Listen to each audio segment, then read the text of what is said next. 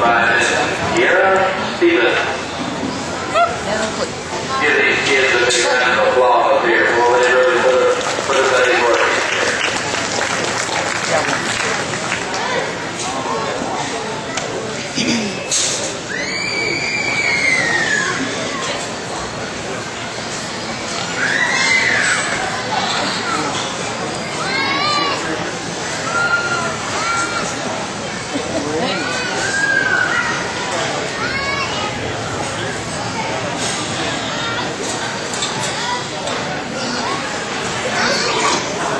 Jump kick in.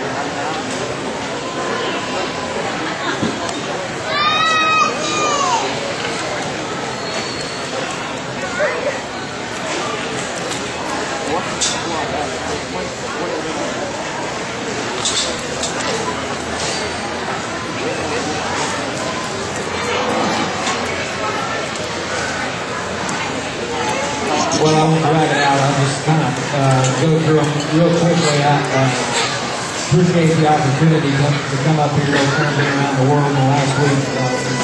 Denver, back home, and so just got here to see another hog show. And it's nice to be back in Texas and nice to see a set of hogs like this, as you would expect to come in this area of the country. And so, kind of what we've got here, the Polar Bear, comes under the Black OPB division.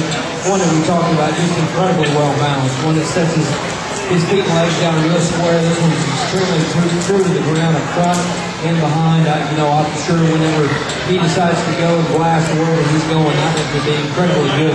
As good as he moves, as good as he bounces to the side. Really nice kind of a hog.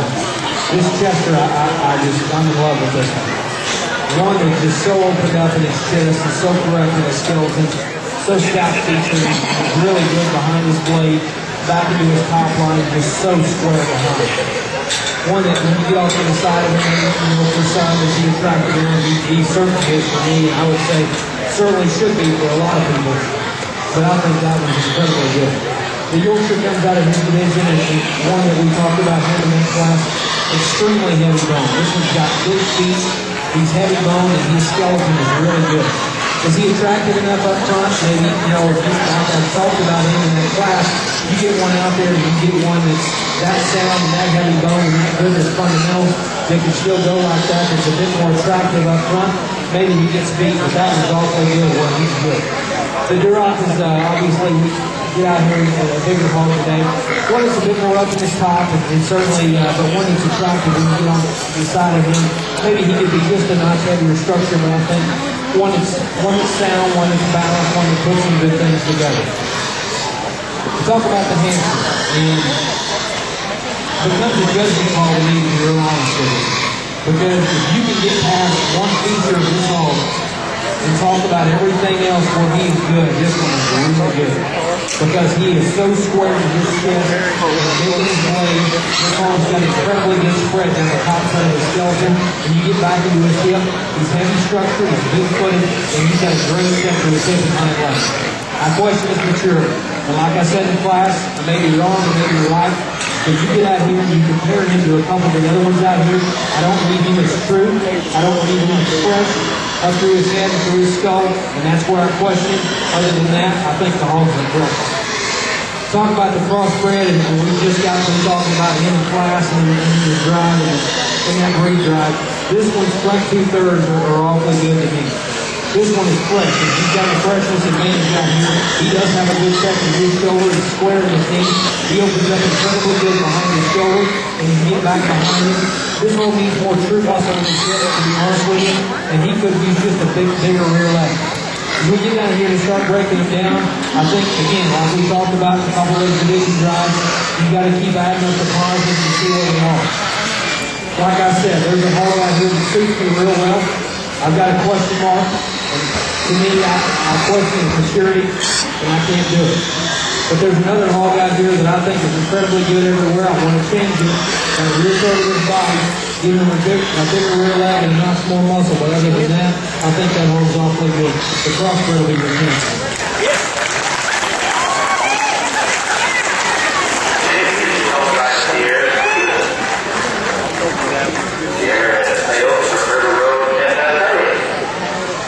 Now we need the reserve breed champion, Charles Susan Brinkman. Hey, Sierra, you're leaving with that little something here, girl. Sierra.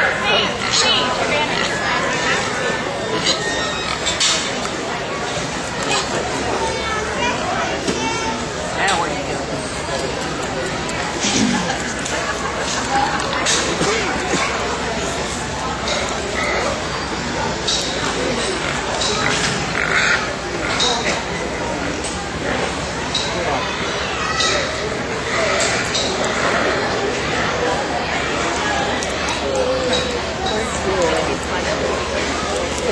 Back in there. You got a focus gift from the judge. You're a junior showman. Be getting ready here where everything's not much of a break at all. You gotta do something someday. And what do you want to do? You don't have to. Go ahead, Peter. Go into the junior senior 20 fellowship. We need pictures of random reserve. All that. All the PG, your random reserve animal. Show here. We need to snap photos. She's on the phone. We're bringing on Reserve Cross, and we're talking about him and that comparison of that champion crossbred ride. One is just so comfortable and so good in himself, and I love the way that this all sets his shoulder, the way that he opens up down low, and I really like the way that he sets his rear leg down. As I talked about in that class, he wants to drop his front end and drop his head, and he's not quite as attractive and balanced in the side when we see him from that angle, and certainly we like to change that about him. As we get out here and start talking about the rest of them, I'll say it once again because the more I start looking at this hog, the more I really like him, but I question his freshness, and that's why I can't have him in that pair today. But other than that, I think we get out here and talk about the hogs, great set of hogs, but the one that I just got through talking about that I think is very basic, very fundamental and sound, the Reserve Cross will be the Reserve Grade.